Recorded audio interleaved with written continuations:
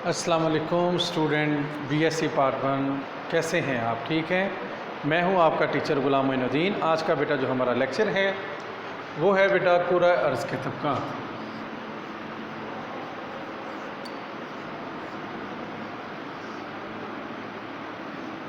कल भी इस लेक्चर के बारे में हमने पढ़ा था, तो आज भी जो है वो हम इस लेक्चर के बारे में पढ़ेंगे।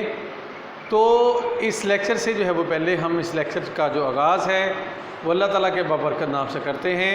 बिस्मिल्लाहिर्रहमानिर्रहीम। बेटा जैसे कि कल हमने जो है वो कुर्रा अर्ज़ की जो तबक़ात जो हैं वो पढ़े, उनमें हमने कुर्रा अर्ज़ को जो है वो 3 हिस्सों में बेटा डिवाइड किया था। एक था बलाई हिस्सा, एक था वस्ती और एक था ज़ीने। कल जो है हमने बेटा बलाई हिस्सा को डिस्कस किया था, और आज जो है हम जो डिस्कस करेंगे वो इसके दरमियानी यानी कि वस्ती हिस्सा को और इसके जो है वो अंदरूनी हिस्सा को हम आज जो है डिस्कस करेंगे।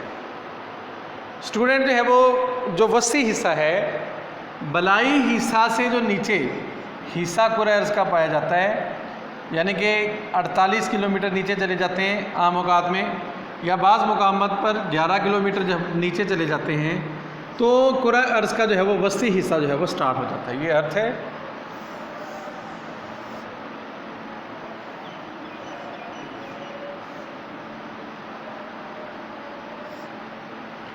अब जो वस्ती हिस्सा है, इस हिस्सा की जो गहराई का अंदाज़ा है बेटा वो 2900 किलोमीटर यानी कि 1800 मील लगाया गया है। इस हिस्से में चट्टानों की जो कसाफत है यानी कि गाढ़ापन है चट्टानों का, वो 333 जो है वो ग्राम फ़ी मिलीलीटर जो है वो पाया जाता है। चुनाचे 1909 में यूगोस्लाविया के एक साइंसदान मिस्टर मोहोरोसिक ने अपने तजर्बात से साबित किया कि ज़मीन के अंदरूनी हिस्सों में 10 मील की गहराई के बाद ज़लज़ले की जो है वो लहरों में उनकी रफ़्तार में नुमायाँ जो है वो फ़र्क देखने में आता है। ज़लज़लों की लहरों की रफ़्तार में फ़र्क की वजह ज़मीनी हिस्सों में कसाफत है। मतलब कि जो इस हिस्सा में जो चट्टानें जो अपनी कसाफत के हिसाब से, अपने गाढ़ेपन के हिसाब से, अब मैं कसाफत आपको बताता चलूँ कि कसाफत क्या होती है।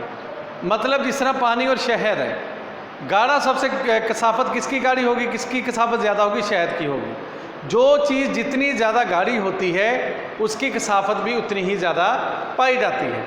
अब जो मोहोरोसिक साइंटिस्ट था, ठीक है जी, उसने यही कहा कि ज़लज़ले की कुछ लहरें हैं कि जो इनके अंदर चट्टानें पाई जाती हैं, इन हिस्सों में चट्टानें पाई जाती हैं, तो उन चट्टानों की कसाफत की वजह से उन लहरों के अंदर अचानक जो है वो कमी या ज़्यादती जो है वो आती है। और चुनाचे कुर्रा अर्ज़ के बलाई हिस्सा को, यानी कि ये बलाई हिस्सा है,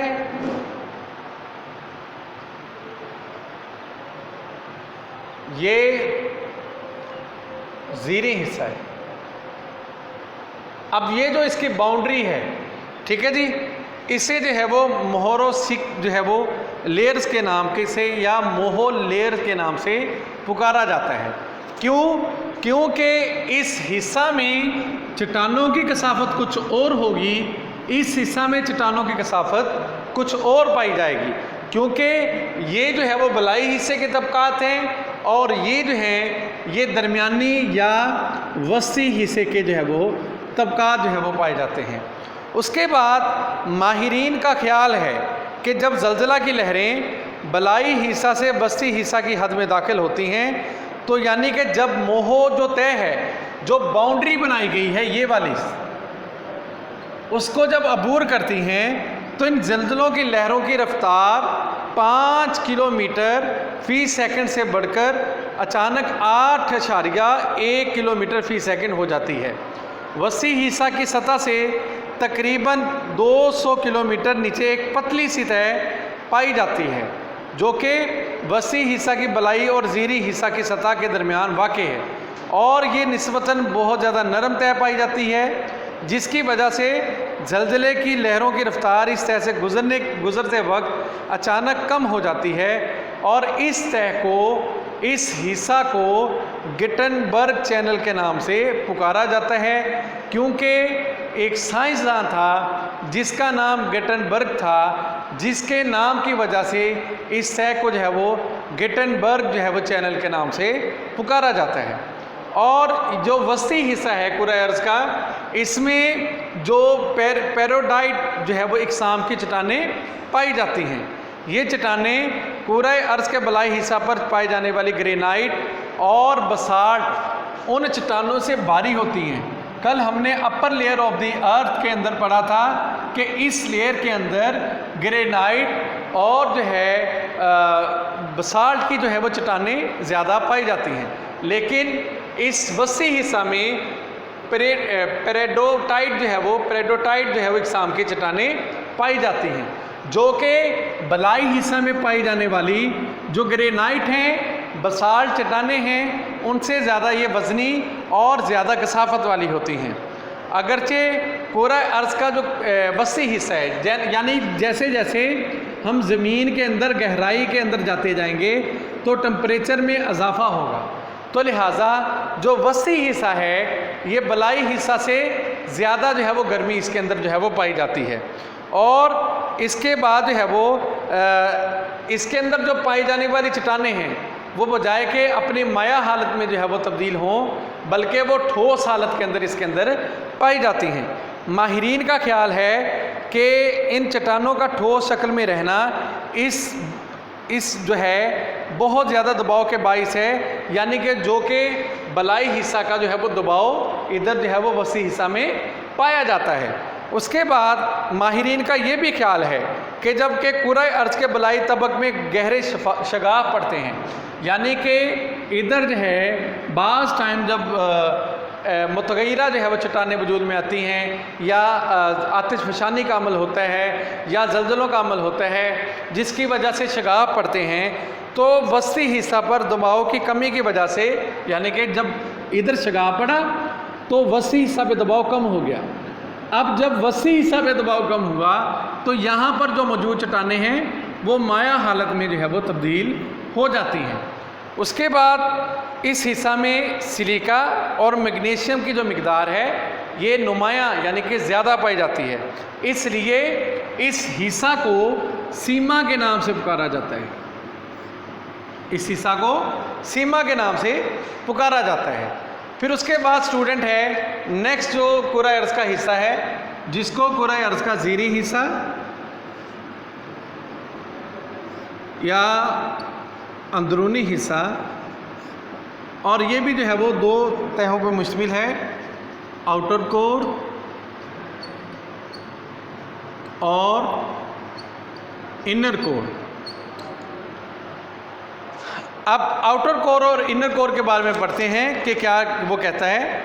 कुराए अर्ज़ के वस्ती हिस्सा के जो नीचे वाला वो कहता है हिस्सा है, वो उसका अंदरूनी हिस्सा या उसका ज़ीरी हिस्सा जो है वो शुमार होता है, और इस हिस्सा को हम आखिरी तबक के नाम से पुकारते हैं, आखिरी हिस्से के नाम से पुकारते हैं।